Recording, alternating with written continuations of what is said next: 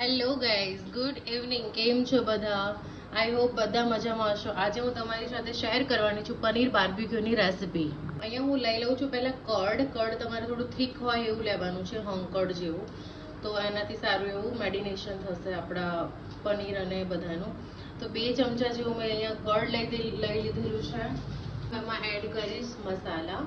તો મસાલામાં આવશે હાફ ટીસ્પૂન જેટલું red chilli powder, half teaspoon જેટલું હળદર પાવડર, હાફ ટીસ્પૂન જેટલું ગરમ મસાલા, ધનિયા જીરા પાવડર, 1 ટેબલ સ્પૂન જેટલું સોલ્ટ એડ કરીશું.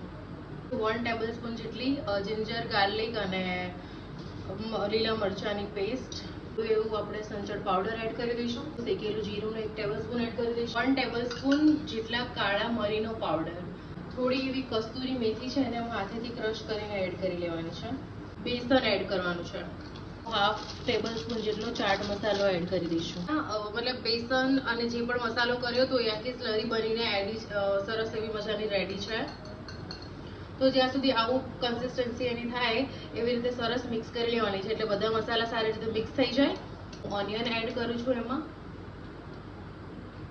કરી લઈશું આવા મોટા. વચ્ચેથી ટામેટાના બી કાઢી નાખ્યા છે અને એને થોડા મોટા મોટા પીસ કરીને કાટ કરી લીધા છે મેં. તો હું એ એડ કરીશ એમાં. પછી એડ કરીશું એમાં ગ્રીન જે શિમલા મિર્ચ આપણે કહીએ ને, એ આપણે કેપ્સિકમ એડ કરીશું. Red capsicum. આમાં તમારી પાસે યલો બેલ પેપર હોય તો એ પણ એડ કરી શકો છો, બટ મારી પાસે અવેલેબલ નહોતું તો મેં યુઝ નથી કર્યું એનું. એક મેં આલુ પણ લીધેલું છે, તમે લઈ શકો છો, બટ એકું પણ એવું કંઈ જરૂરી નથી. અને પછી એમાં એડ કરીશું પનીરના પીસીસ. પનીરના પીસીસ મેં થોડા મોટા મોટા લીધા છે, તો તમે તમારી એકોર્ડિંગ લઈ શકો છો. આવી રીતે એને આપણે મેડિનેશન થાય એવી રીતે મિક્સ કરી લઈશું એને. એના ઉપર બધો જ મસાલો કોટ થઈ જાય ને એવી રીતે એને મતલબ મસાલો ચડી જાય ને એવી રીતે એને મિક્સ કરવાનું છે. 20 મિનિટ થઈ ગઈ છે આપણે આને. તો હવે આવી જે માર્કેટમાં સ્ટીક મળે છે એવી તમને બ્લિંકિટ પર કે ઝેપ્ટો પર તમને આરામથી મળી જશે. તો આવી સ્ટીક લેવાની છે.